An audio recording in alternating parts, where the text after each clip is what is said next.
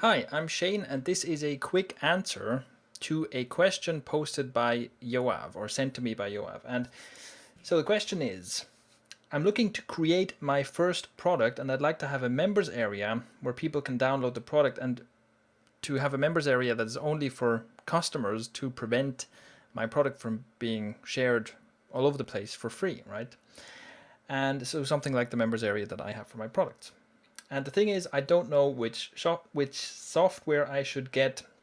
I don't know how this whole process works. How do you make it so that only customers can get into the members area, and so on. All right. Now this is quite a big question to try and give a quick answer to, but I will do my best.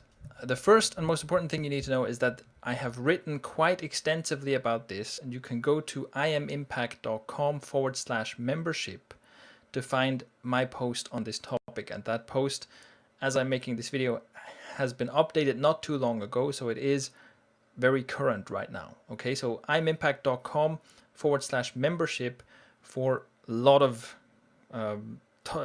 content on this topic. Okay, a few things. So the way I set it up is basically I create a WordPress website and I use a membership plugin or a membership system that works with WordPress that makes sure that only members who have bought the product, who have purchased access, can log into the part of the WordPress site where the downloads and video embeds and all that stuff, where the product is, right? So usually there's, the public side of the site, which is the sales page and maybe an FAQ page and stuff like that. And then there's the members only side, which is protected by some kind of a plugin or some kind of a script. Now, again, you can find a lot more on this at imimpact.com/membership, but one of the best ones I've worked with is Digital Access Pass for WordPress. Okay, that's one of the best ones that I can recommend using that. But there are other options as well, depending on what exactly you need. Okay, so that's how I do it. You'll just follow the instructions of whatever system you use to connect the payment with the membership, right? So that's just, you can set it up like I use PayPal most of the time. So basically the way it works is PayPal, once the PayPal payment goes through, PayPal sends a message to the membership plugin saying this customer here just paid, and the membership then sends them their login details, right? And that's how I make sure that only members who have bought the product can log in.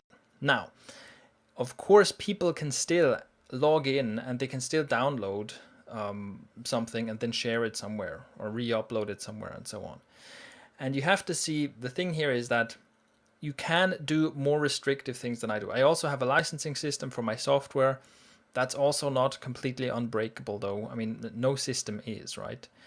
And the thing is, you can try and be more and more restrictive, and that makes basically, the more restrictive your copy protection is, the more of a pain in the ass it is for your customers. That's what it ends up being, right? You can obfuscate the code, and that requires, I don't know, that they have IonCube installed on their server, and if they don't, they have to get that installed and stuff.